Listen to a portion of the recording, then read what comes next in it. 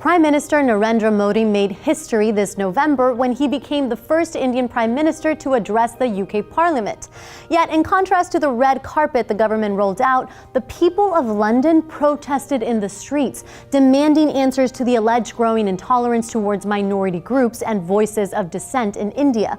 The persecution of religious minorities was perhaps the loudest cry on the streets. So, is India threatening the religious freedom it promises in its constitution? First, one major change in India that has affected the socio-political climate is its shifting demographics. While still a predominantly Hindu culture, India has seen the number of religious minorities rise, and along with it, anti-Muslim and anti-Christian sentiments, including within the Prime Minister's own party, the BJP. As one member of the BJP expressed, for the first time, the population of Hindus has been reported to be less than 80%. We have to take measures to arrest the decline. It is very important to keep the Hindus in majority in the country.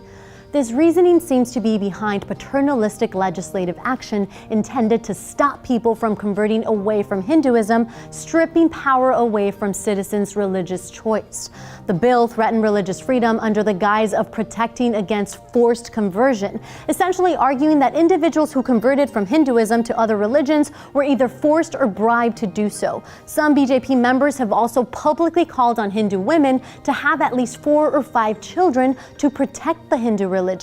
This helps explain why others have gone as far as calling the government the Hindu Taliban, arguing that party members are influenced by the inherently intolerant, illiberal, coercive, and regressive ideology of the Hindutva or Hindu extremists. Perhaps in an effort to distance himself from Hindutva-leaning groups like the RSS, Modi has remained silent, though not without criticism. Some have even been less kind, accusing Modi of being in tacit agreement with these groups, citing he is an RSS veteran steeped in its teachings.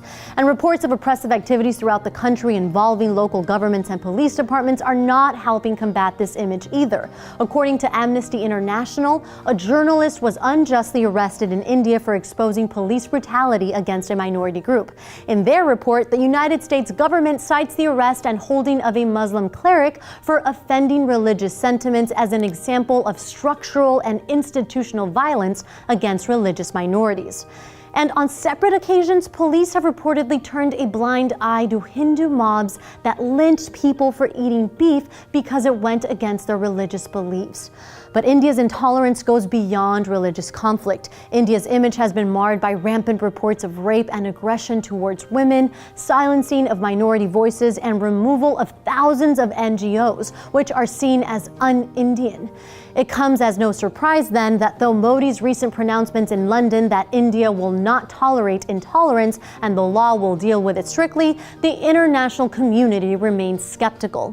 When it comes to international intervention, however, some would argue that the United States is just as guilty of pushing forth its own religious agenda in India. Click here to see how the US might be funding religious conversion in the Hindu country. Humanitarian work is often mixed with forms of religious proselytizing, meaning that the US government may inadvertently be funding religious conversion overseas. Thanks for watching Secret Daily. Please subscribe.